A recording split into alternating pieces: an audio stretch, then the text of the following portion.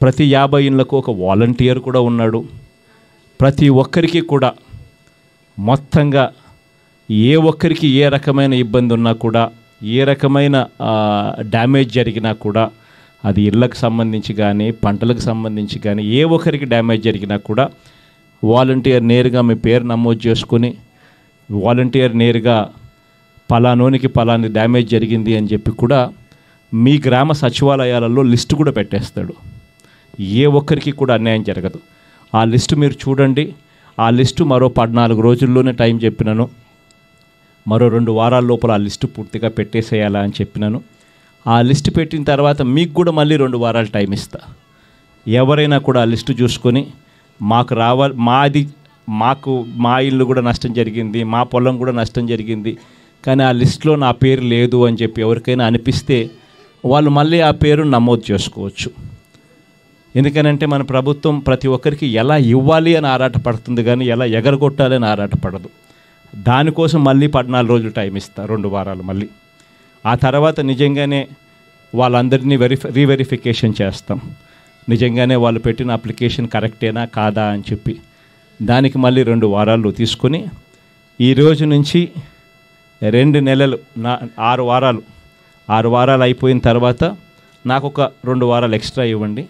8 వారాలు అంటే 2 నెలల్లో ప్రతి ఇంటికి కూడా మీరు నష్టపోయింది కూడా మీకు వచ్చేట్టుగా కూడా చేస్తానని చెప్పి కూడా హామీ ఇస్తాను.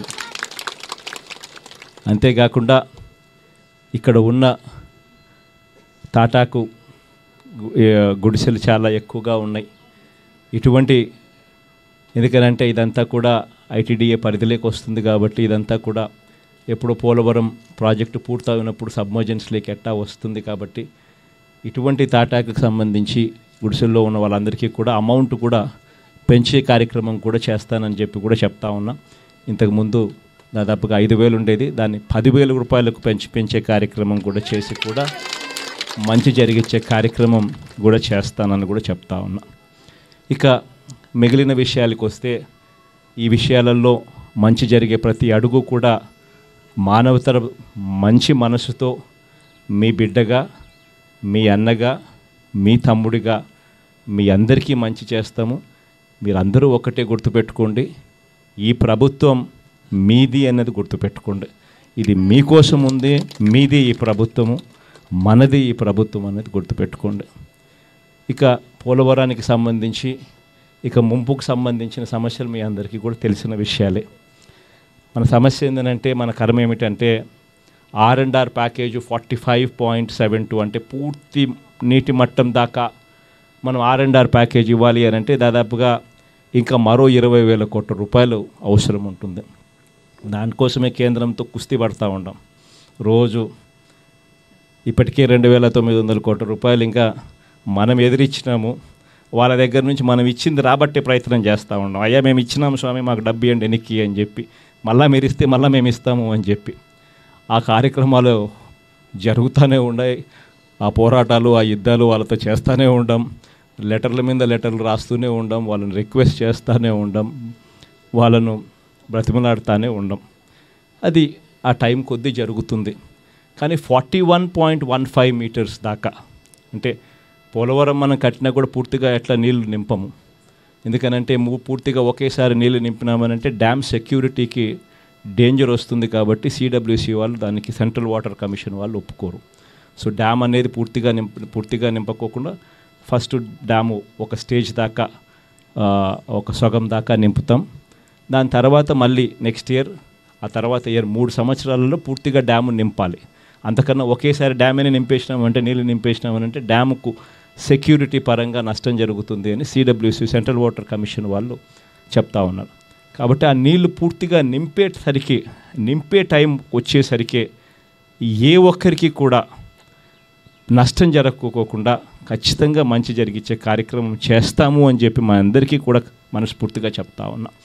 ఆ లోపల ఖచ్చితంగా కేంద్రం కూడా ఈ రకంగా డబ్బులు ఇచ్చేట్టుగా ఒత్తిడి తీసుకొచ్చే కార్యక్రమం చేస్తాం. ఒకవేళ పొరపాటున కేంద్రం నుంచి మనకు ఆ స్థాయిలో డబ్బులు రాలేకపోతే ఈధర్ నీళ్ళన్నా నింపకుండా ఆపుతా ఆ స్టేజ్ లాగా, లేదా మీకు డబ్బు ఇచ్చిన తర్వాతనే నింపే కార్యక్రమం చేస్తా. అది అవసరమైతే సొంతంగా అయినా సరే ఇచ్చైనా సరే ఖచ్చితంగా మీకు తోడుగా ఉంటాం.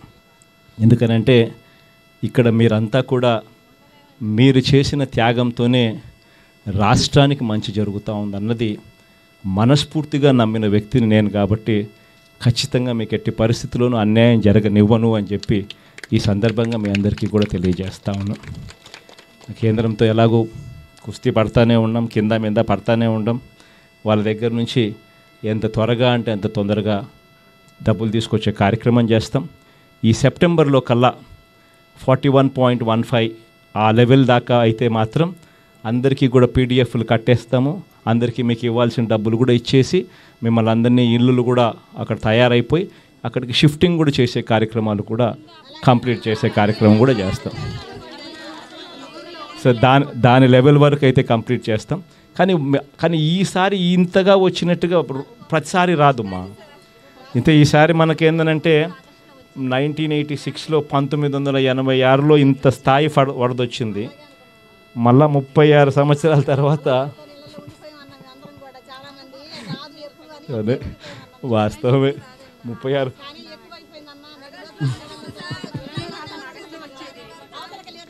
కానీ ఇప్పుడు ఇది చూపించే